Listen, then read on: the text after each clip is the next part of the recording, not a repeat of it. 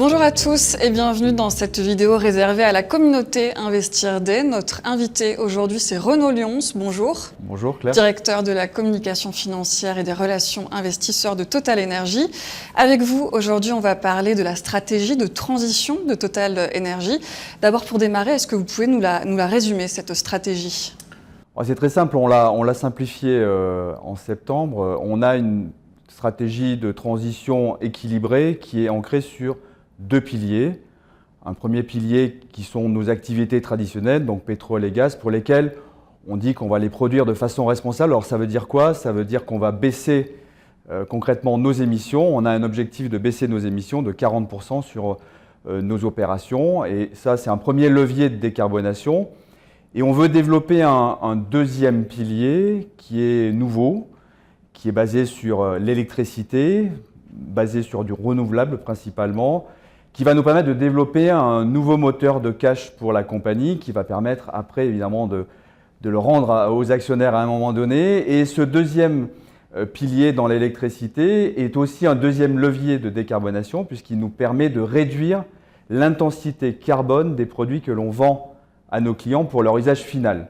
Donc on a une stratégie sur deux piliers très simples et des leviers de décarbonation qui permettent d'activer cette transition. Alors, est-ce que c'est rentable d'investir dans les énergies renouvelables qui sont moins émettrices, mais qui sont aussi intermittentes? Par exemple, l'énergie solaire, le soleil, il ne brille pas à 24 heures sur 24. Bien sûr. Alors, évidemment, c'est rentable, mais je dois dire qu'on doit aussi rajouter d'autres énergies qui permettent de compléter ces énergies renouvelables, qui effectivement, le solaire, c'est 20% de la journée, l'éolien, c'est 30% de la journée. Donc on doit compléter cette intermittence par des capacités de génération électrique flexibles, donc principalement sur base gaz, qui permettent de produire de l'électricité toute la journée.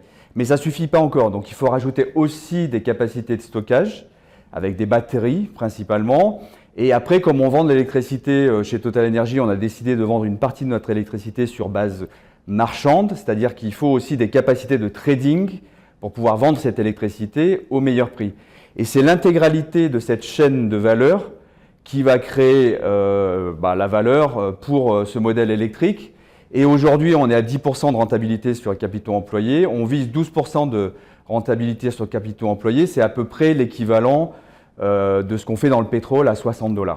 Dernière question, Renaud Lyons, qui va intéresser vos actionnaires. Comment vont-ils bénéficier de vos bons résultats? Ils en bénéficient déjà, je dirais. On a un dividende qu'on n'a jamais coupé chez Total Energy. Ça fait 40 ans qu'on n'a pas baissé le dividende. Tandis que d'autres compagnies, nos concurrents directs, l'ont baissé en 2020 par exemple. On va augmenter en 2024, en 2023 et en 2024, on a augmenté le dividende de plus de 7%.